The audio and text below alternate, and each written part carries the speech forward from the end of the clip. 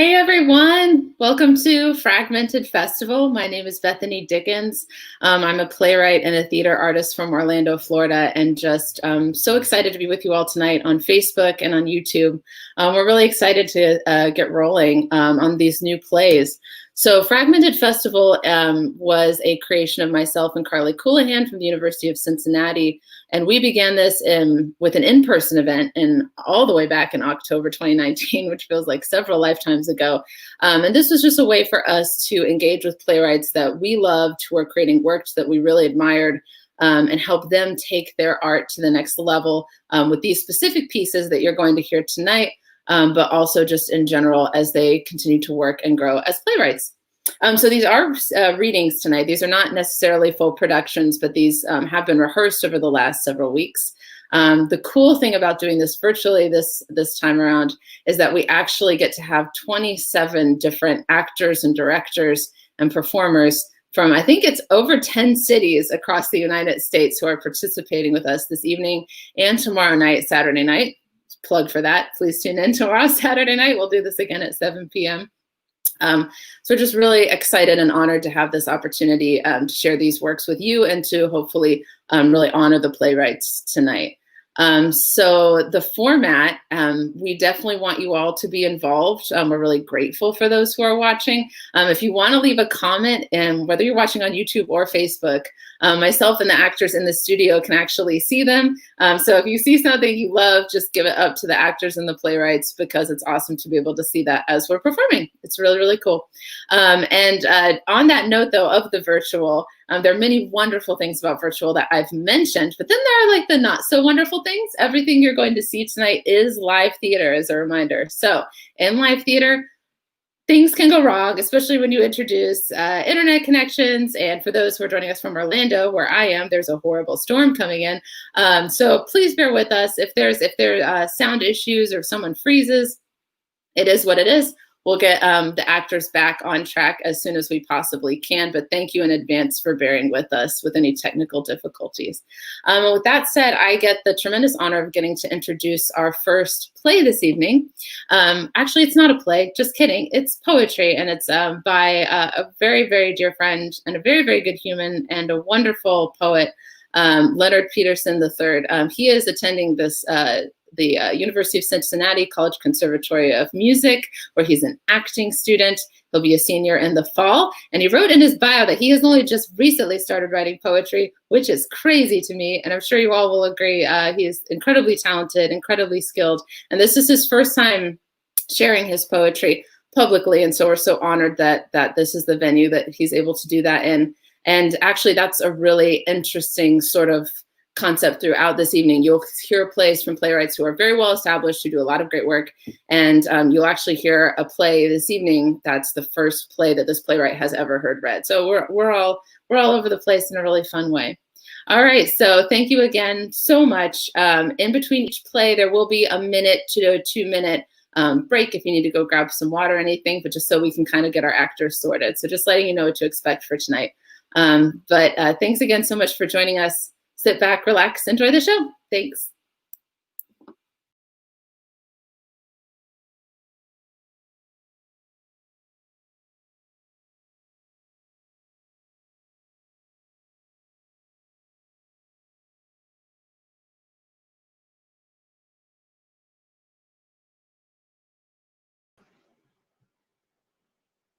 Me. When you see me, what's the first thing that you think? Can you shoot a bucket and when it go up, do it sink? Let me say some facts real quick. I'm a black 6'2" male in the United States of America. Key word being black. Oh no, you better watch out now because he liable to attack. Well, hold on. Let me ask you that question one more time. What's the first thing you think when you see me? Boom, boom. Boom, boom. Boom, boom. This time, don't just look at the exterior. Go inside the interior, and I promise you'll no longer see us as inferior. You know, we just trying to be like you, have the same rights, and eat from the same fruit. Shoot, wouldn't that be cool? I did the same thing as your son. I went to school, you know, and I was trying to stay out of the streets. because you know they ain't no treat. And I was told that this ball is my dream and that it was the world in my hands and God, he was the man with the plan. But then I stumbled over into acting, found out that sometimes I like to rap, and I'm not rapping to you right now, I'm just speaking facts. So let me ask you again, when you see me, what do you think? Because in all actuality, I'm just a ray of sunshine, a guy who likes rainbows and butterflies. And yeah, sometimes I cry, but that don't make me less of a man, because at the end of the day, I still take a stand.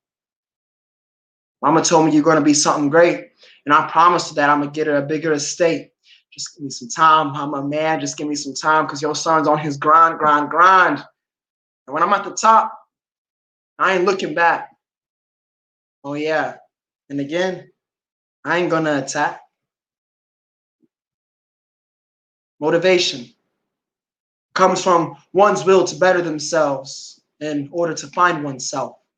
Put all those masks you have on a shelf, experience the world, and listen to the universe. And I promise you won't feel so cursed. Take time and find you first, stand up and be the change. And I promise you it will feel strange. So go ahead and see what's outside of that box. And I promise you the world will be shocked. Thank you, guys.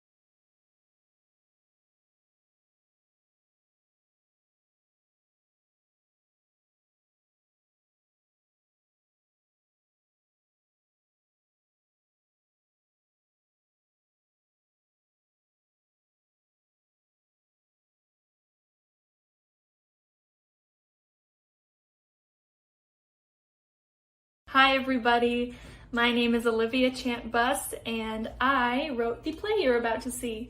It's called Unmuted. I wrote it as a sort of self-challenge to see how I could broaden and expand my ideas of what virtual theater is. So this is its world premiere, first performance. I'm super excited. Thank you so much to Bethany and Carly for putting all of this together. And I hope you all enjoy Unmuted and the rest of the awesome plays you're going to see tonight.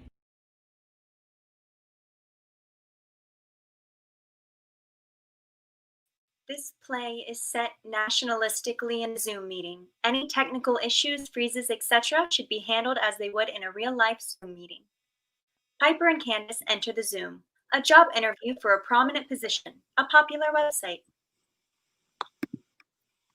Hey, Piper. Can you see and hear me all right? Yes. Okay, great. It's nice to see you in person. Well, not really in person, but, you know. No, but this is how it is, right? Yeah. Well, as I'm sure you saw in the email and the job posting, we're trying to fill a position that unfortunately has been, Larry's in the hospital with the virus. Oh, right. So sorry to hear that. Yep. Well, we're all thinking of him and sending our thoughts, but we have to make do, right? Yeah, of course. It looks like he's trying to...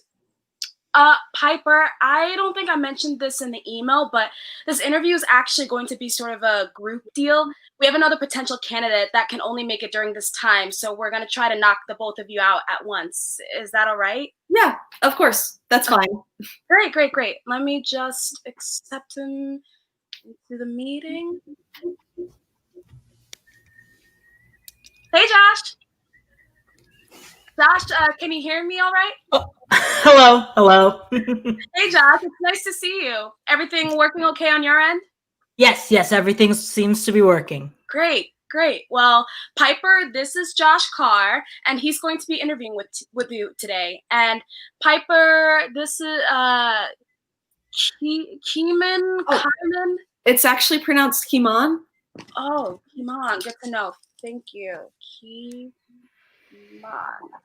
Awesome. Thank you. Okay, well, folks, today I'll be asking you both some questions one at a time.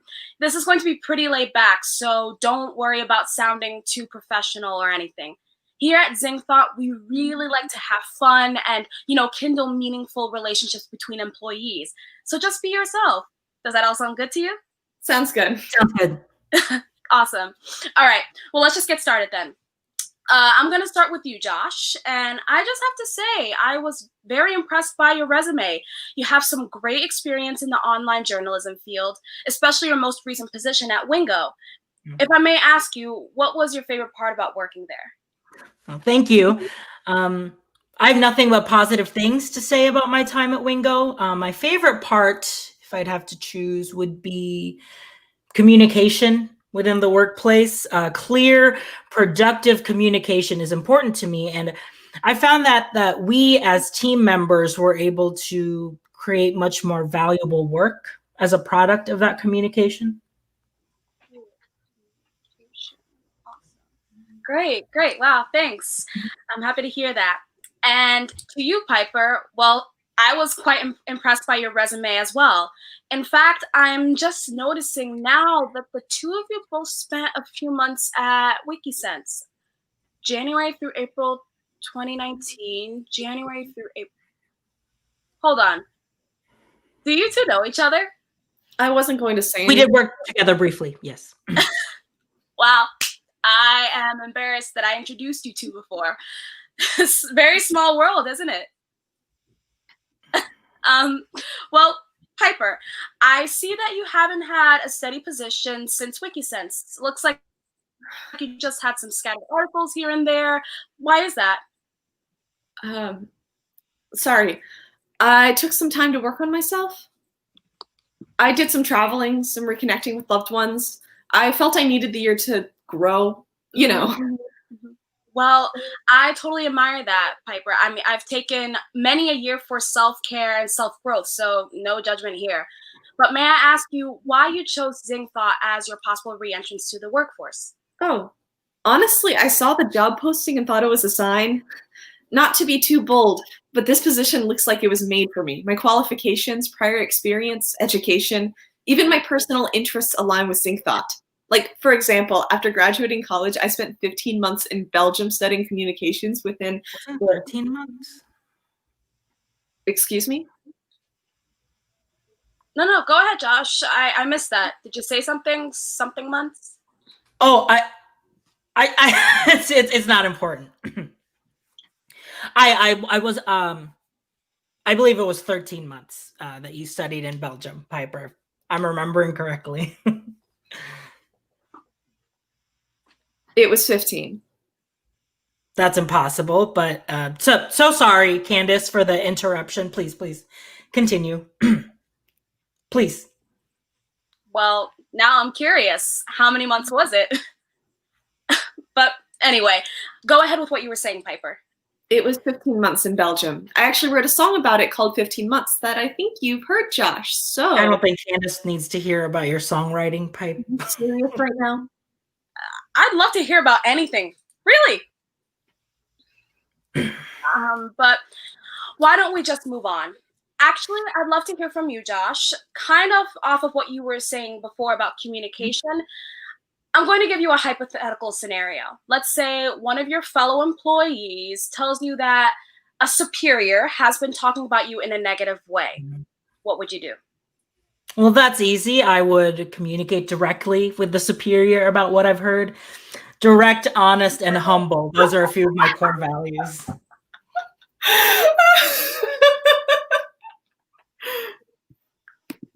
Sorry about that. Well, that was pretty inappropriate. Anyway, I find honesty really to be. I'm curious as to what you find so laughable. No, seriously, you're not in trouble. Unmute yourself. I'm just curious. I don't think that's necessary. He's a liar. What? Pipe, let's not do Direct. this.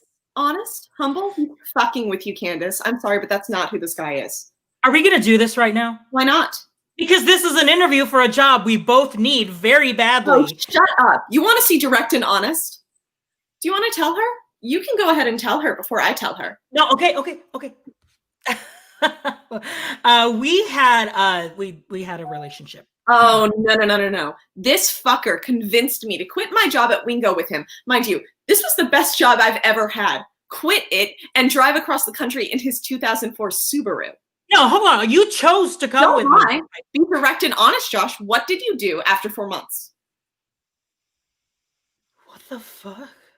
Candace, Josh gambled our money away and cheated on me with my 18-year-old sister. Oh, shit. I'm just being honest with you. No, you're sabotaging me. Again, is this your job in life to throw me under the bus, Piper? Your job in life to cause me deep psychological trauma and strip me of everything I own? You know what? No, I'm done here. I'm done. Oh, be honest, Josh. Be humble. Candace, I want to extend my deepest apologies for this behavior. I do not know what she's talking about. Okay, and if anyone was made for this position, Candace, it's me. Okay, it's me. I read about Larry. My deepest condolences, by the way. I lost my uncle to the virus. And Larry's not. He's just in the hospital. wait, I read an article in like 30 minutes ago, a Zing Thought article saying that he passed. Larry's dead? I am so sorry to be the Candace, I will make it my duty to fill Larry's shoes as closely as I can. I will work every day to be the man that he was, the man that he God. It's true. Oh my God, it's true. This is a miracle. I'm sorry, I don't understand. Babe, Larry's dead. Oh, you're shitting me. Oh my God, the fucker, he's dead. He's dead. Thank God the bitch is dead.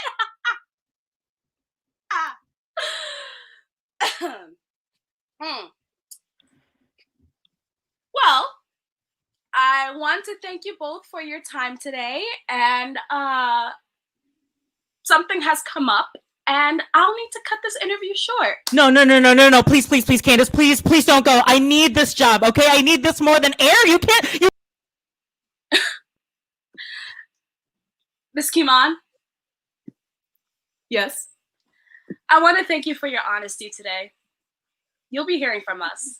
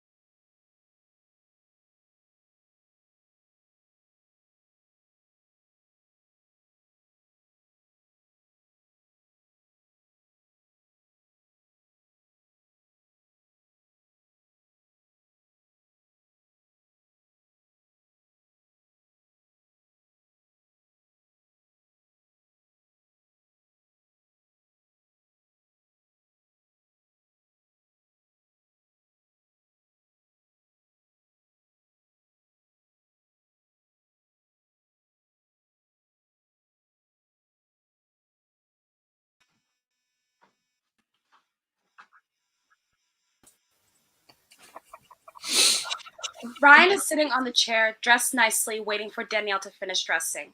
He looks at his watch. Hey, babe, we're going to be late. Okay, I'm coming. Okay, our reservation's in 20 minutes. 19. Danielle enters wearing a tight dress or a dress that clings close to the body. What do you think of this one? It's perfect. You look great. Now let's go, please. Are you sure? Yeah, babe. Come on. I don't know. There's something about it that's just off.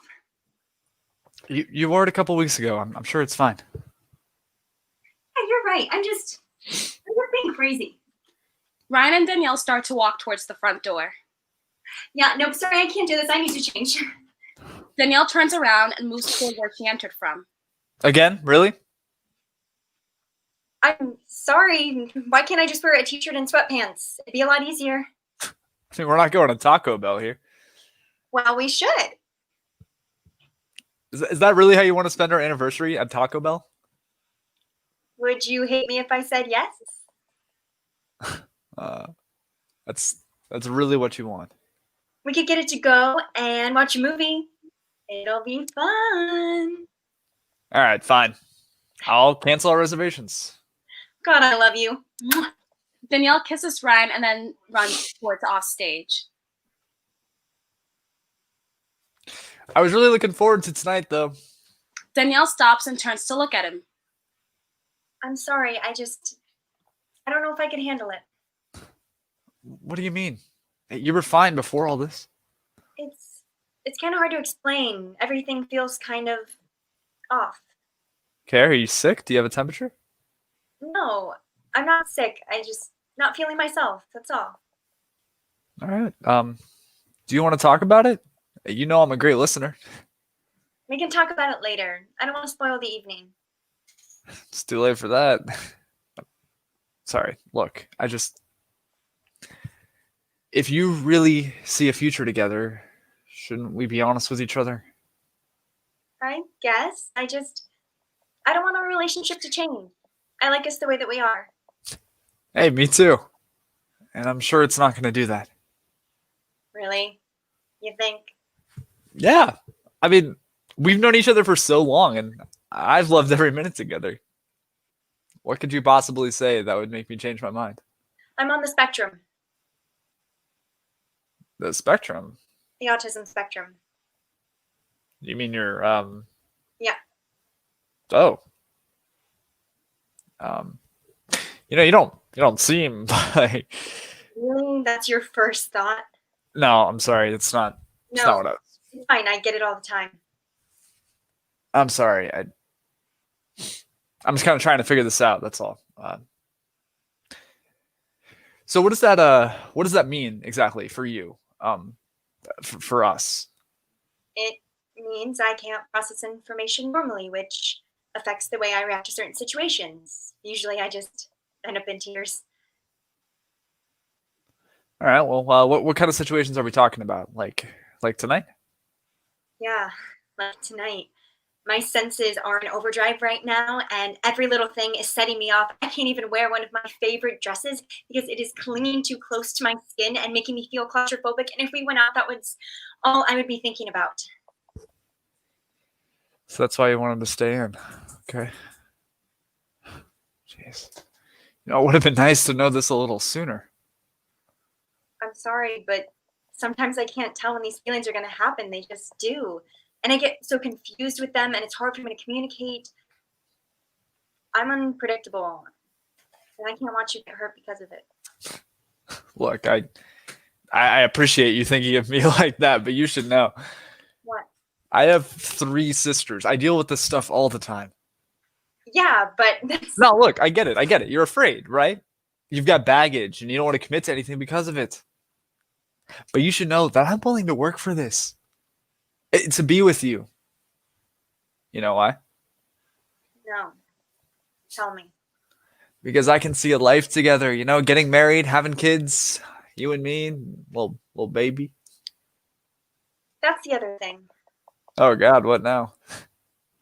I'm not sure if I want to have kids. Really? I thought you loved them. Yeah, I think they're cute, but that doesn't mean I want any of my own. Why haven't you brought this up before? I didn't know how. I knew this was important to you, and then I would have had to tell you why, and I just couldn't. Of course. Let me guess, it's related to this, isn't it? Do you know what it's like growing up on the spectrum? Having 0 friends and feeling like a burden to your own parents? It's something I would never wish on anyone, let alone my own child. Yeah, but you don't know that's what's going to happen. There's a chance, and I'm not willing to risk it. You'll have me, though. And I'm sure we can manage. Don't you see? You're already starting to get frustrated with me. Imagine what it'll be like when we have small children with the same issues. I'm not even sure that I could handle it. Frustrated? Is that really what you think? You're the one who said, again, really? That does not mean that I'm frustrated. You're the looking forward to tonight, and I canceled it. Again. And I wouldn't blame you if you were. I'd be frustrated too, but don't lie to me and say that it isn't true. Okay, fine. Maybe a little. I had everything planned out, all right? Mm-hmm. But that doesn't mean that we can't work through this to be together. Why would you want to stay with me when all I'm going to do is ruin your plans? Well, I thought it was because I love you, but now... There's a but? I've always wanted kids, you know? And the fact that you don't want any is just disappointing, to say the least. I mean, it's not that I don't want any, I just don't want my own. We could always adopt. Yeah, true. It's just, it's not the same for me, you know? I've always dreamed of having little tiny me's running around. And I always kind of figured my partner would be on the same page, so. I'm sorry, but I can't right now. Okay. Is there a chance you'll change your mind? Not today, obviously, but, you know, like in the future? Honestly, I have no idea. Maybe in 5-10 years, but as of right now, no. There's no chance. Yeah. That's what I thought. I'm sorry about all this. No, I appreciate it. Really, it's important that we talk about these things and be honest with each other, you know. So thank you. I totally understand if this changes everything and you want to break up with me and... Oh, whoa, hold on. Let's not get like too crazy here. I'm not going to make any decisions on an empty stomach. All right. So, why don't we grab dinner first and then we can continue our conversation afterwards. Okay. Yeah, that sounds good to me. Do you mind if I change first? Yeah, sure. Why not?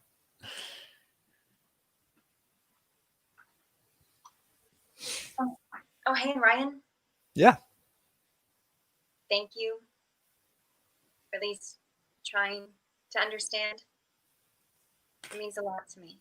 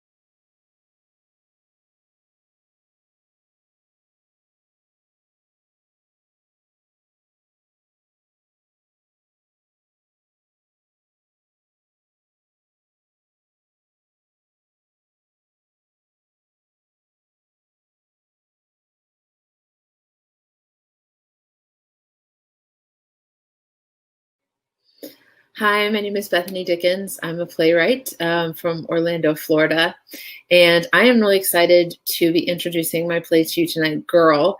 It's going to be read.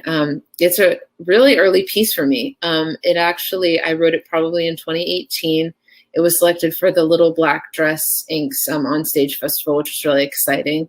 I got a lot of feedback on it, and I think that one thing that is important to me about this play, which I'm going to be hearing for the first time because I've never gotten to hear it performed before, is that it's one of my first works where I really wrestled with and expressed my frustrations at gender norms and conventions, particularly growing up the way I did with a lot of love, but a lot of strict understanding of gender hierarchy and and what it meant to be a girl versus meaning what it meant to be a boy, and how that wasn't really a personal decision or a spectrum of any kind. It was very institutionalized.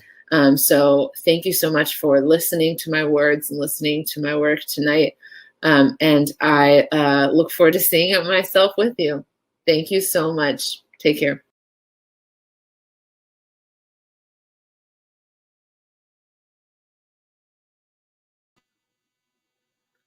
Setting. A dark locker room with a mirror on the back wall. There is a bench center. On the mirror is the following message drawn in red lipstick. Lenora Weber, girl or boy?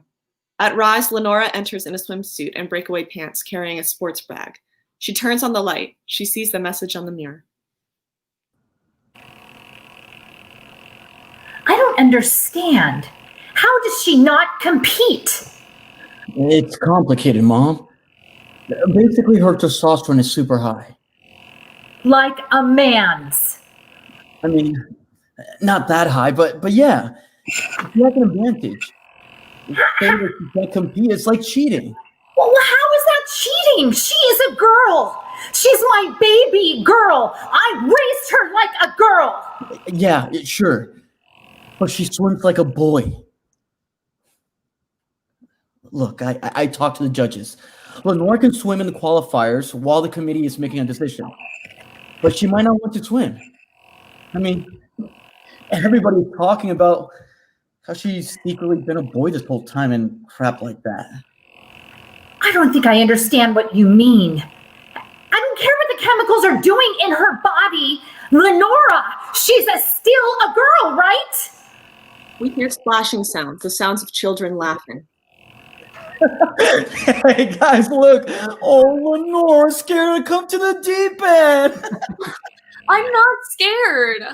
Oh yeah, you are. Oh, eres una gallina. Hey Mikey, come on, we need you on my team. We're racing. But I want to play. We're not letting girls play right now. You can race next with the little kids. Mom, they won't let me race.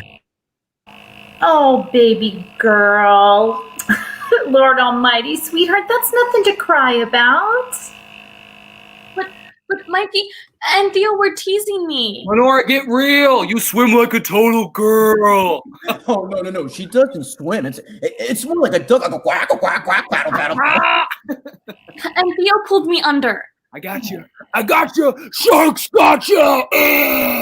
Baby girl, he's just doing that because he likes you.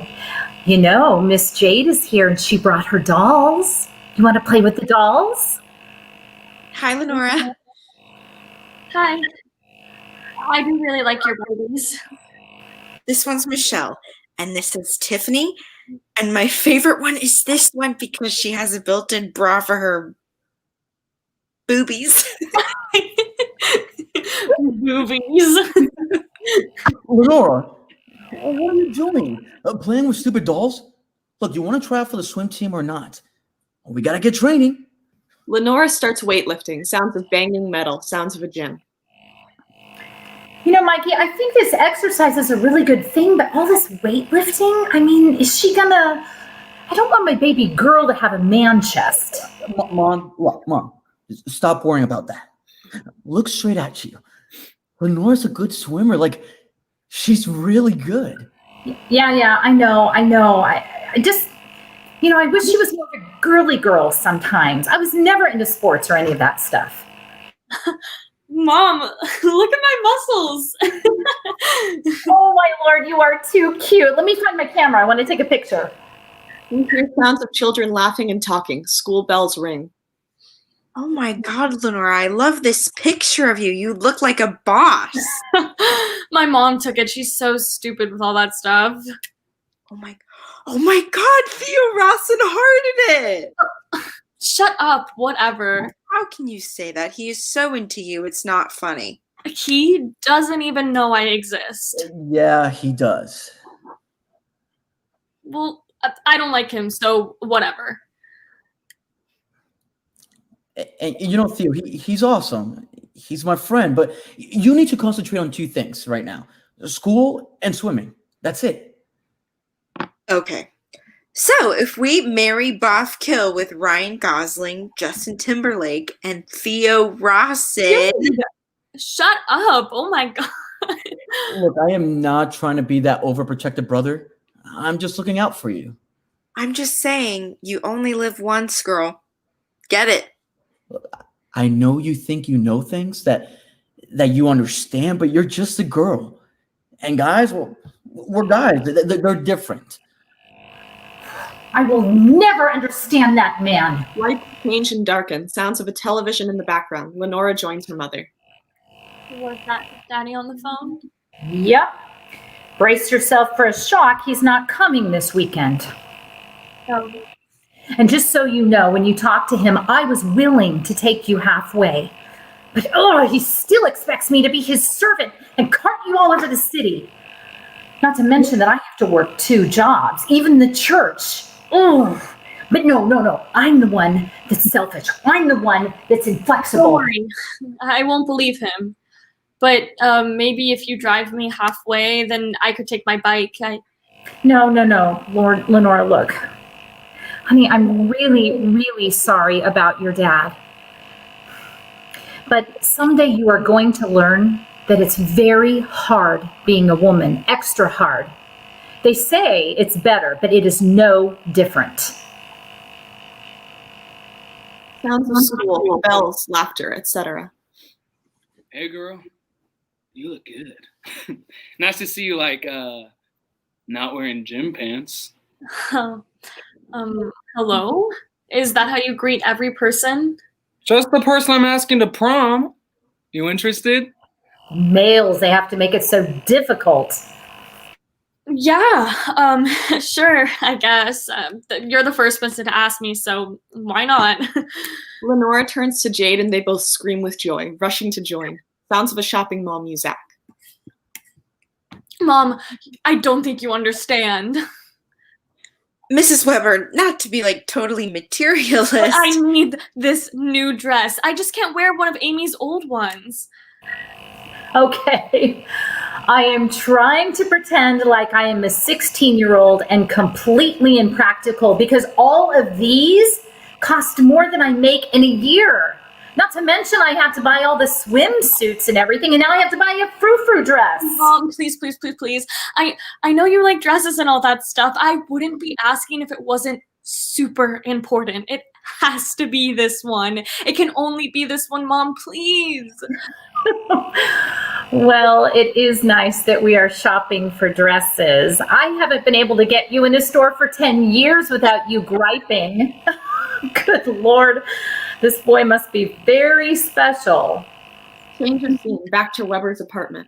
Hey, Mrs. Weber. You look good. Well, thank you, Theo. How's your mother? Hey, what's up, man? It's okay. Hey, where have you been? I haven't seen you around. I got Nationals qualifier in less than 2 weeks. We're all day, every day training, man. Well, thanks for giving the little champ the night off. Okay, I'm ready. There we go. Only took her 2.5 hours. Hold up, you guys. I want to take a picture of you. Lenora groans. Rachel holds up her phone and the flash lights up the entire stage. Lenora suddenly flinches and more flashes light up in front of her. Sounds of scattered questions from unseen reporters. Lenora, do you consider yourself male or female? Lenora, how do you identify? Lenora, do you feel like your male advantages disqualify you for women's sports? The flashes and questions finally fade. Are you mad? Why would I be mad, Lenora? Don't make me out to be a dick in all of this. Well, you're the one not listening. All I do is listen. I mean, local news, my family, my friends, all they want to do is talk about this shit. So it's called hypoadrenism. Female hypoadrenism. Look, it just means your body just gives out more testosterone, that you're just chemically faster and stronger than a normal girl. Normal girl? I'm sorry. Shit. Look, I'm still trying to process all of this. They say that you shouldn't be allowed to compete, that it's unfair for the other woman. So, are you like a lesbian? Jade, that has nothing to do with. I told Carter that you guys were never even dating. It's just weird, okay? Because what if being with you is like being with another guy in some way? I know this is gonna sound weird, and it's no big deal. But did you ever, like, have a crush on me? Can you just tell them that I want to race? That's it. Okay. Apparently, while they're deciding, they said that you can do the qualifiers this month if you want to. I think you should. I know I'm being biased, but we worked hard for this. If there's even a chance we can make nationals, you should go for it as a female athlete. I could also compete with the men. Yeah, I mean, maybe. Look, theoretically, but they'll smoke you in the water. Come on.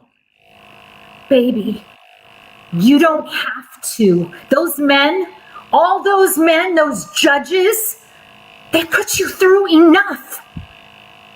Maybe just time to call it a day, okay? Lenora walks over to the mirror. Slowly, she erases the word girl, then the word boy. She reaches into her bag and puts on her swim cap, stretches her arms, and begins to jog lightly in place. Swimmers to the pool, please. Heat 5 through 8. Swimmers to the pool. Lenora takes goggles out of her bag, puts them on. She looks at herself in the mirror. Blackout.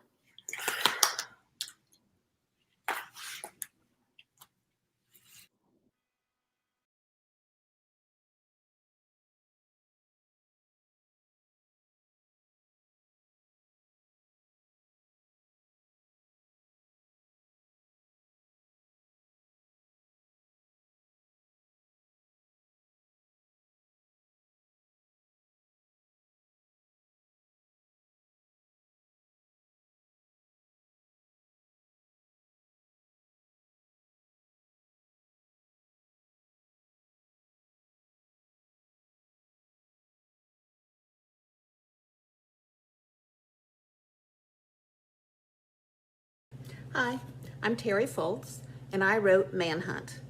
And I don't remember exactly what my inspiration was for this, but I've always liked writing about things that people find difficult to say.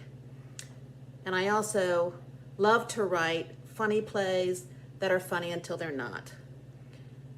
I also love stories about families and loyalty between members. So I wrote Manhunt, and I hope you enjoy it. I'm honored to be part of this program.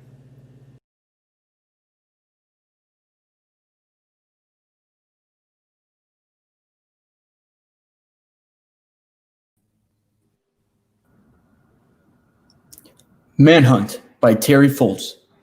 Brothers Tom and Robert enter the stage, wearing hunting camo and carrying rifles. Okay, where's the target? It's not called a target, pencil dick. It's a buck. A 12-point, hopefully. Whoa, wait. I thought this was still target practice. You want me to shoot a deer? Yep. And then we're going to have it stuffed and hang it next to the flag on Dad's barbershop. He'll love it. Can't we just get him a pen and pencil set? What? So we can put it next to all the other pen and pencil sets we've given him since we were 10? We talked about this earlier. First, I was going to take you out and teach you to hit a target. Yes, and that's where it ended. I could show Dad that I could shoot a gun. He'd be proud, and that would be gift enough. If we weren't so stuck together, I'd boot you out of the family. I swear I would. Oh, I'm sorry. You got the instruction book on how to be a good son, and I didn't. Not my fault. You do understand that history teaches us that men without an instinct to hunt contributes to the demise of the species. That is a fact. Where do you get this material? Honestly, you think our whole race of Homo sapiens is at risk if I don't kill a defenseless deer? Buck, my gift to Dad is the knowledge that I finally made a man out of you. And your gift to him is that you let me. Well, what do you intend to do? Staple my balls to his wall? Would that make the pair of you happy? Yeah, they'd look good under the clock. Or better yet, next to the flag where our buck would have gone if you hadn't been such a child. I am not a child. I am a man, just like you. Mom used to dress us alike in grade school and people couldn't tell us apart, remember? Well, we've grown up and we're not the same. Not the same as we were then and not the same as each other now either. We're not that different. You learned how to shoot. You hit the target in practice more often than I did. The student exceeded the teacher. Now I want you to put your skill to use and you won't. What the hell's the matter with you? And nothing's the matter with me. We're just different. And it has nothing to do with my being gay either, so don't go there. Gay? Come on. You're kidding. Or you're lying. Why would I lie about that? You know, men lie about their golf score or their military record. They don't lie about being gay. You're gay. You're gay. Really? You're gay? Yes. How long have you felt gay? I don't know. How long have you felt straight? And I don't feel gay. I am gay. It's not like feeling sick. I didn't say you were sick. Well, good, because I feel fine. So when did you discover you liked boys? When I was a boy. I don't like boys now. I like men. When did you discover Ellie Carver? Shit, Ellie Carver. I don't know. As soon as she moved next door? Well, that's when I noticed her brother. You can't be gay. I can't? Well, then you can't be straight. We're twins, same gene pool. You believe that biology makes us the same? Okay, then why did you get an A in biology in high school and I got a D? How do you explain that? Lack of focus on your part. Well, I had a lot on my mind. High school wasn't easy. What do you mean? We had a great time. I played football. You ran cross country. Everyone knew us. Everyone knew you. I'm pretty sure no one knew me. So you were shy. So what? It was a satellite around you, Rob. You know that. You've always known that. It was always, hey, you know Robert, right? And his brother, what's his name? So I was a glory whore, and you hated the limelight. I was so jealous of you.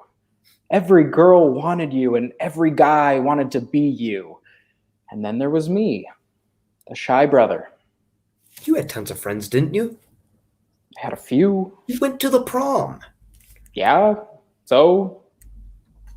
So you didn't have fun in high school. Sure, I did. Some of the time, but not the same easy way you did. Carrying around a secret is a burden. I was burdened in high school. So are they right when they say it gets better? Oh, you're quoting LGBT slogans now. Shut up. Did it? College was better. I hate to say it, but that's because you weren't there. And Mom and Dad were 500 miles away. So that's why you didn't take the scholarship to Indiana. One of the reasons. I needed to grow up. I couldn't do that under the watchful eye of my brother. So, was Joseph your roommate? He was my roommate. That's all. Straight as you. Did he know you were gay? I assume he did. We didn't talk about it. How can you not talk about it? I don't talk about my sex life. I'm the shy one, remember? I don't talk about my sex life either, but some gays do nothing but talk about sex. Well, I'm like you. I don't.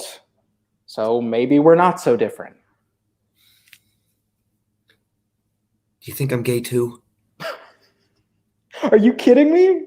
Really? It's not contagious, you know. No, but it is genetic, isn't it? Listen, you were born straight. I was born gay. It's as simple as that. Do you feel gay? Shut up. I'm serious. No, you're not. You know you aren't gay. I knew I was when I was 12. 12? You remember when you knew it? Yeah, that's when Ellie Carver's family moved next door. Oh, with her brother. What was his name? James. That you remember, right? Was he gay? Oh, hell no. That was the first of many unrequited crushes I had. What about Jenny?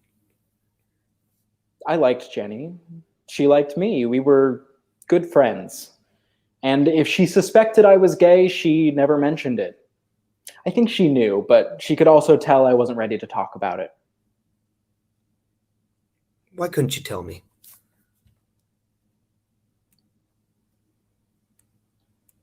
I know how heavy secrets were.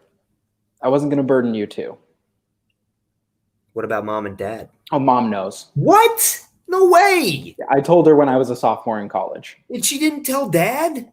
I asked her not to. That was something I needed to do. And? I don't know. That's too complicated. I can't do that right now. So you were just going to let me teach you how to shoot a gun so you would think that you were, I don't know, manly? Don't you think it's time to end that charade? I am a man, and therefore I am manly, Robert. Just not the way he wants me to be. Forget the buck on his wall. You need to give him a better gift. Oh, no. I am not coming out of the closet to Dad. Forget it. Are you sorry you came out to me? I didn't know I was coming out to you. I thought you knew. Tell you what. I'll be right there, standing right next to you. We can dress identically if that helps. What are you afraid of anyway? I'm not sure. Well, a man's got to do what a man's got to do, right? So you're playing that card? You're going to tell him that you finally made a man out of me? Exactly. Let's see how he takes it. You do that. Stand with me? Yeah. Isn't this what they mean when they say it gets better? Oh, stop. It just doesn't sound right coming out of your mouth. Okay, if you weren't such a baby, you'd tell Dad. Is that better? Grow some balls. Okay. But can I hold the gun just in case and brag about hitting the target more times than you? Sure. By the way, how did Mom react when you told her? She said, well, it's about time. She knew. I guess you can fool some people, but never your mom. I'm sorry. What are you sorry for? If Mom knew, I should have known. Why didn't I know? You probably did on some level. Hey, but remember, I worked hard to keep you from knowing. But why? Was I that much of an asshole that you couldn't trust my reaction? Was it as hard as telling Dad? Well, we'll see. What do you think he'll do? Truth? He'll tell you you're not gay. Yeah, I kind of think that too. It can't matter, you know. Easy for you to say. Okay. Then practice. Pretend I am Dad and tell me. Quit, this isn't funny. I'm serious. I'll give you every reaction I think he'd give you, and you'll be prepared.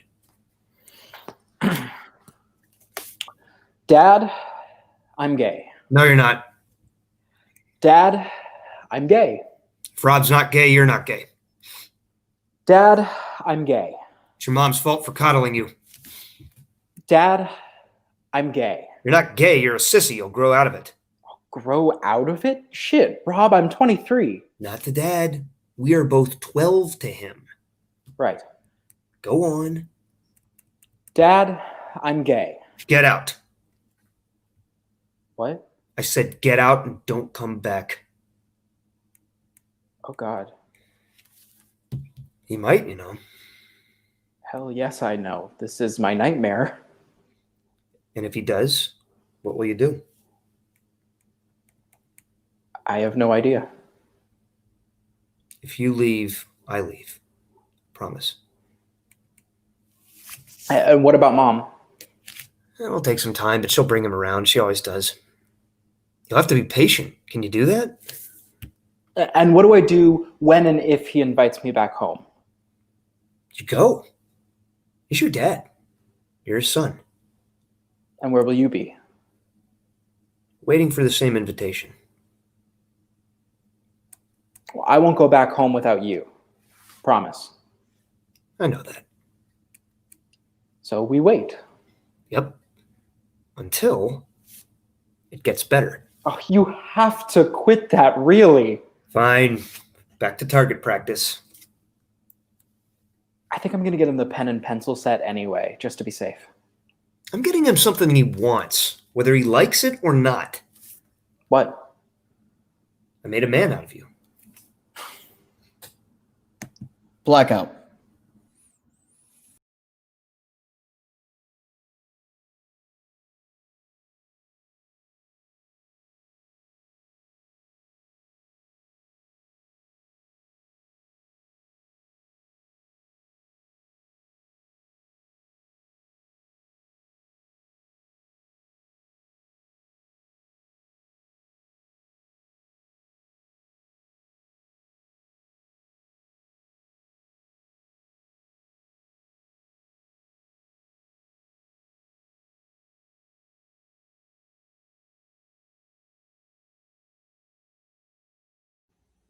Hello, my name is Derek Snow, author of the short play Black Breeze. I was inspired to write Black Breeze because of my own mother, who raised 5 Black children on her own, and who inspired me to kind of look back at Margaret as a character to sort of illuminate that we, can have a Black Panther from 1960 have the same anxieties as a Black mother in 2020 about their children being in this society. And I thought it was interesting because later in the show, her own son becomes a revolutionary like she was. And instead of her being proud that he's a fighter, she's now terrified that he's going to go out in the street and lose his life. And I think she starts to go back and look at her own childhood and question how she got where she was, and maybe has a second thought or two about the revolutionary lifestyle as it relates to the young Black men and women of 2020. So thank you so much for supporting and tuning in, and I hope you enjoyed the piece. Thank you.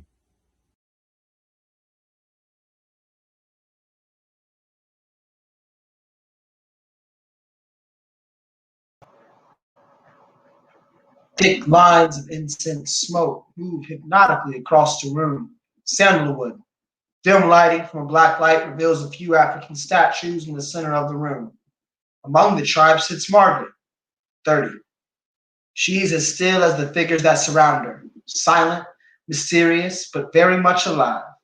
Crackling vinyl from Nina Simone's For Woman is all that seems to release her from the ancestors. From her seated position, finally, a Black power fist is raised. I turned my soul inside out last night. Precious ghost of my mother kept talking to me as I tried to get to sleep. We were far from close when she was alive. I haven't thought about her for a while, and it's crazy when I think about what caused me to last night. Picking out my afro in the bathroom mirror of all things.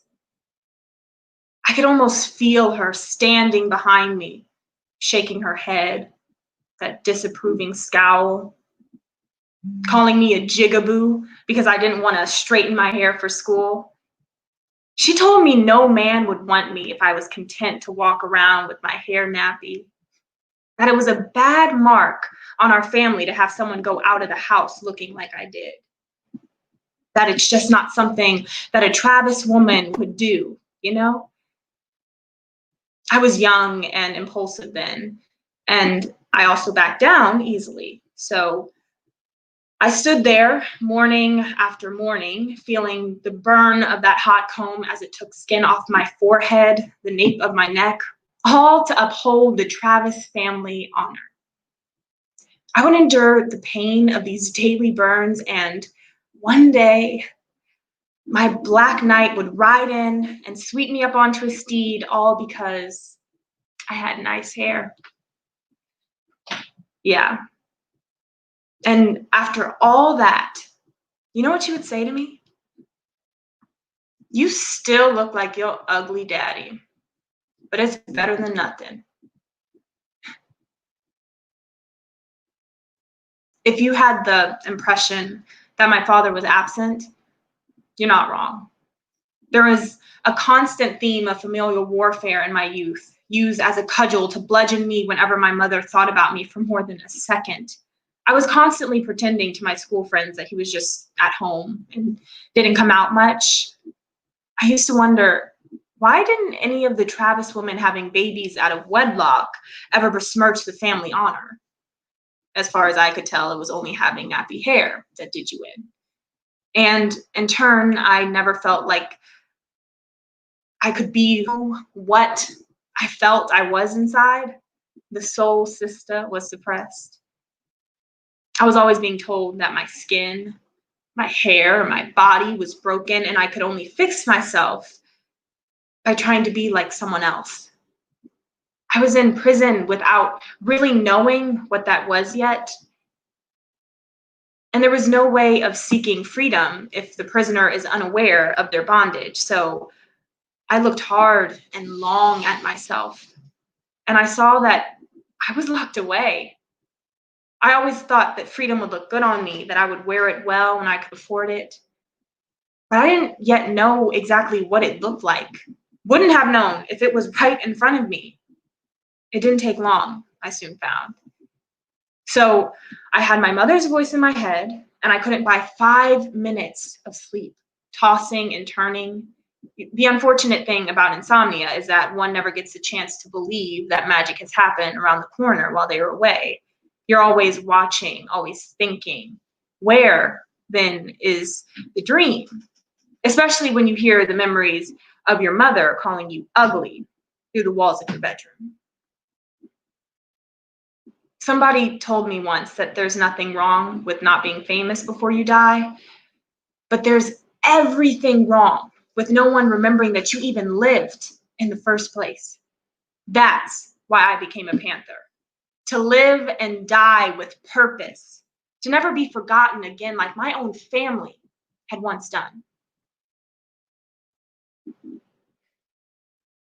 Don't let me slip from memory. Please let someone remember me. I only enlisted to be listed.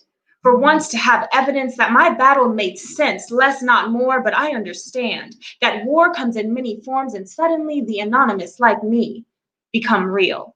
Suddenly free of the anxiety of always wondering if someone will remember me. So it will be my absolute pleasure to willingly surrender my blood and treasure to your cause, because when it's all said and done, there wasn't much expectation from day one that a black rose from the street would help send the enemy to defeat, and that I could rest in cold silence through the volume of my deeds. I need a death after breath worth remembering, indeed.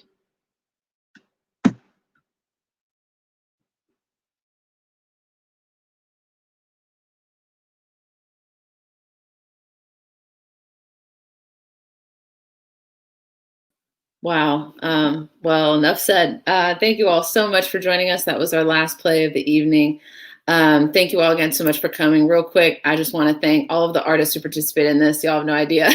Between writers, directors, actors, the love and heart that went into this. Leonard Peterson III, Robin Ray Stipe, Jenny Millay, Olivia Chant Buss, RJ Silva, Elena Scarriage Peen, Emily Grimm, Nick Stelter, Stephen Woosley, Meghan Pratt, Christina Steinmetz, John Collins, Juliana Weiss, Christy Griffith, Pablo Javier Lorenzo, Carly Coulahan, Teri Foltz, Ryan Steffen, Casey May, James Blaisdell, Derek Snow, Sierra Coachman with that final performance, y'all. I have nothing else from me, but I do hope that you'll join us tomorrow night, 7 p.m. On YouTube or Facebook for our second night of readings, where we'll have even more plays. Thank you all so much. Take care and have a good night.